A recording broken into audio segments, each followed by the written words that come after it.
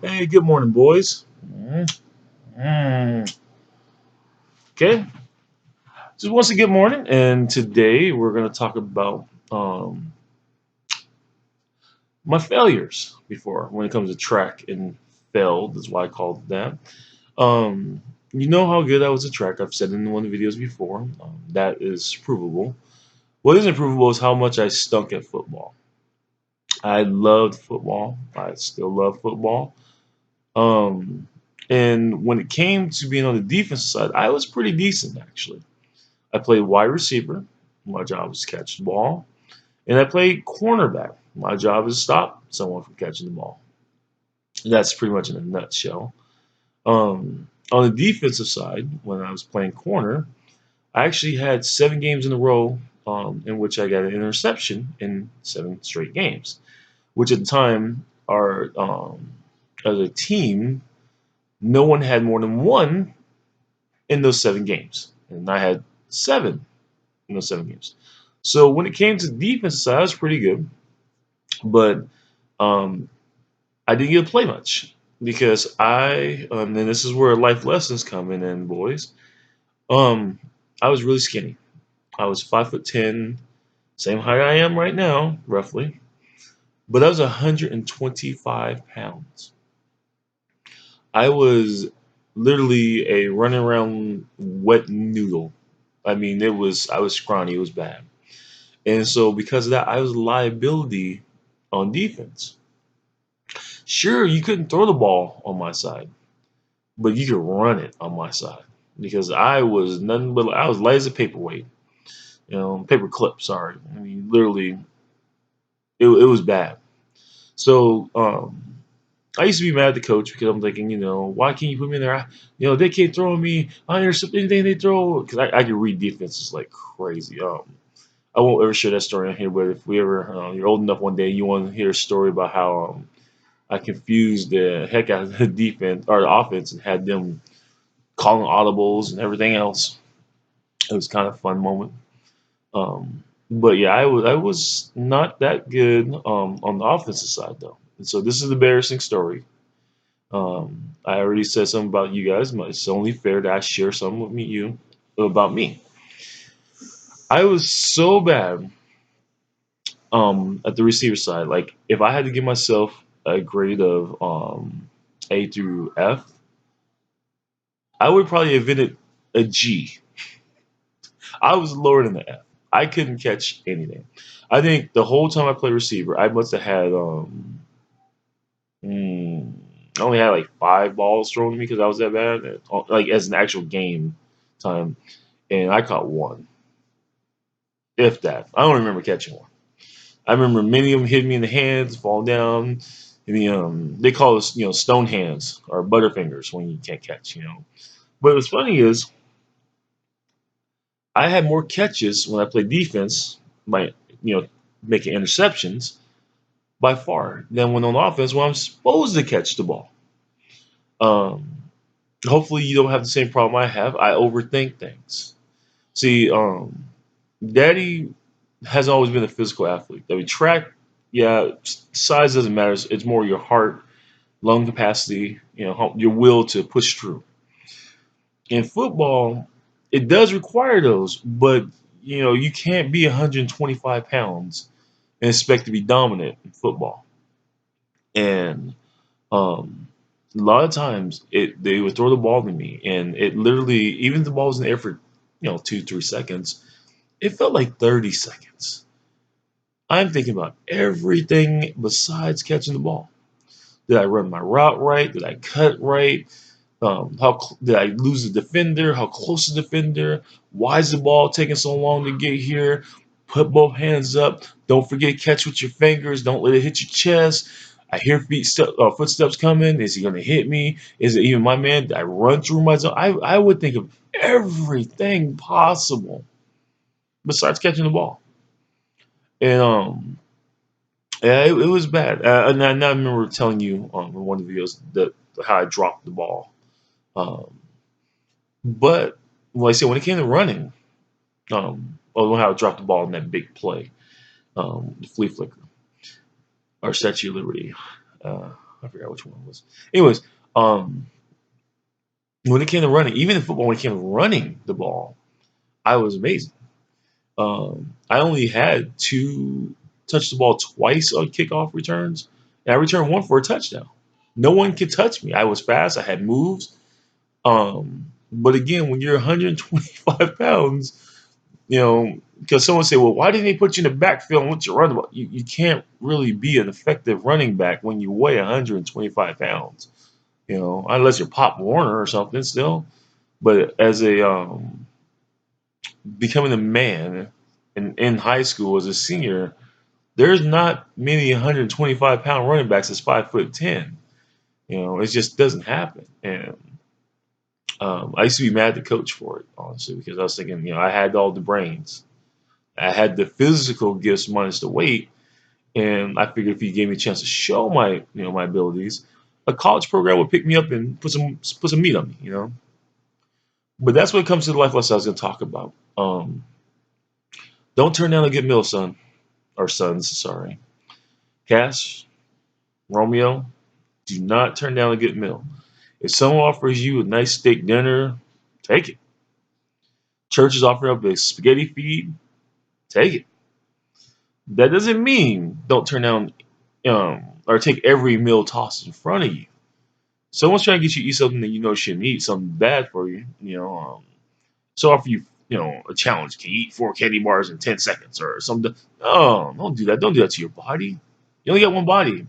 You know, by the time this video recorded, they might have more kind of physical replacements you can have, but they're still gonna be expensive. You replace your liver, lungs, heart, and all this click button on the screen or something like that, and they deliver it, expressed along with a doctor in 2 days or whatever. That doesn't still not worth it. Take care of your body. Because I was so thin, I never really had any injuries, which is great. But I skip breakfast I skip almost every meal, um, because we didn't have a lot of money. And my mom did what best she could. She put out a good plate here and there. But when you don't have a lot of money, you get a lot of repeat meals. Mac and cheese. Love it. But every 3 days, I get tired of it. Um, I had no problem with my mom frying up some meat. Some chicken, pork chops, or fine. But after a few days, you get kind of tired of fried food. You gotta have rotation. And honestly, my metabolism, I didn't feel hungry half the time. I mean, I could eat and never feel hungry, never feel full, and I even skip lunches half the time because I was love playing basketball, which I was not that good at either. I was a one-handed dribbler. I had a spin move, but no crossover.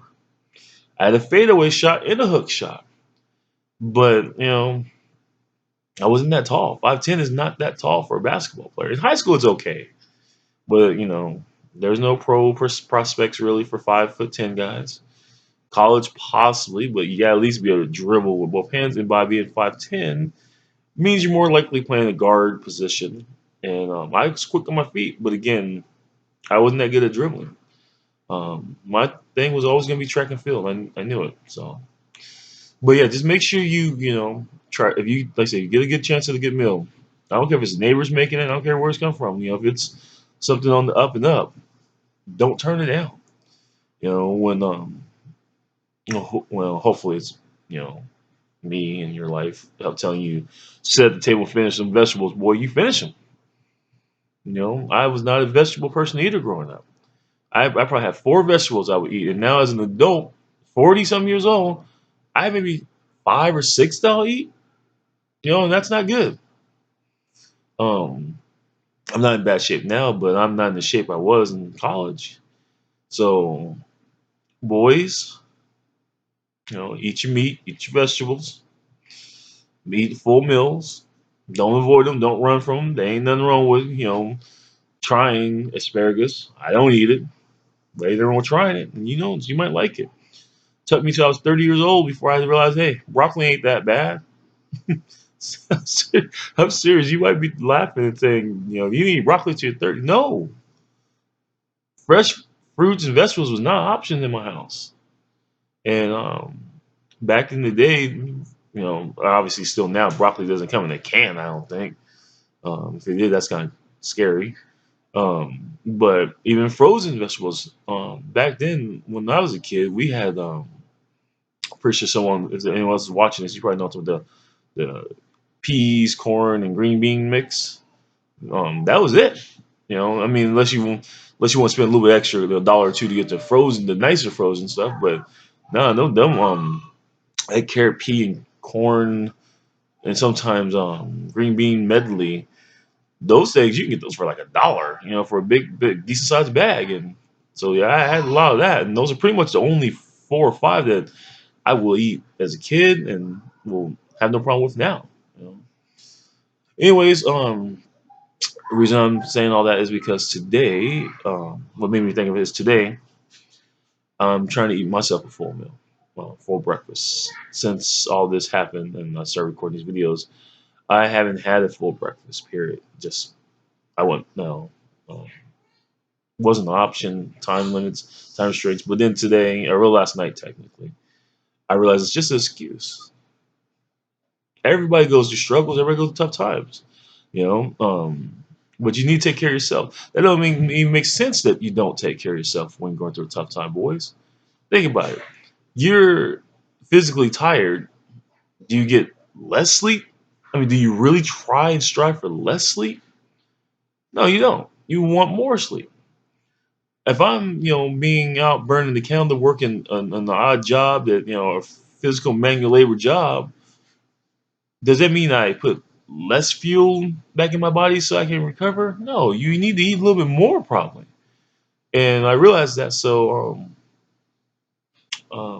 today, Daddy's gonna try to have a steak and egg breakfast.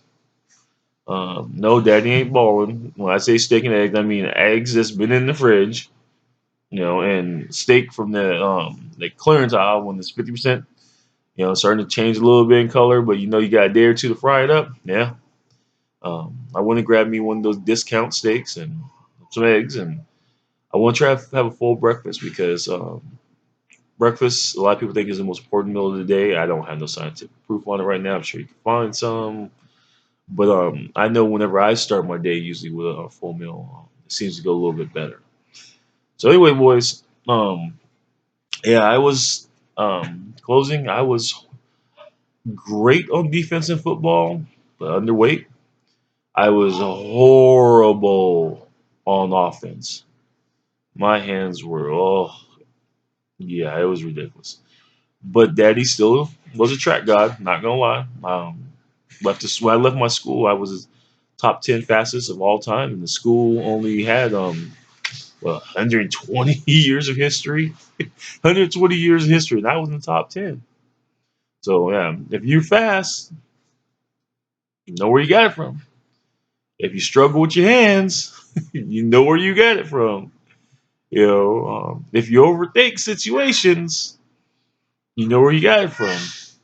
If you beat most of your friends in Scrabble or any kind of word game, you know where you mostly got it from. Um, and if you somehow, unfortunately, Romeo, I think you almost weigh much as I did in high school already. You're a nice, healthy boy. I love it. But if you find that you're starting to thin out in high school, it's your eating habits. You didn't get that from me. Because right now I'm over 200 some pounds. I should have been at least 180 in high school, but it's my bad eating habits. So boys, make sure you eat better. Okay? Eat better than daddy did in high school. Make sure you finish your plate. You listen to your mama. You finish them plates. You eat them vegetables. Set your butt at that table. Put the phone down. All right, guys, I can help. I gotta give you another one. Mm. Love you guys. Talk to you soon. Bye.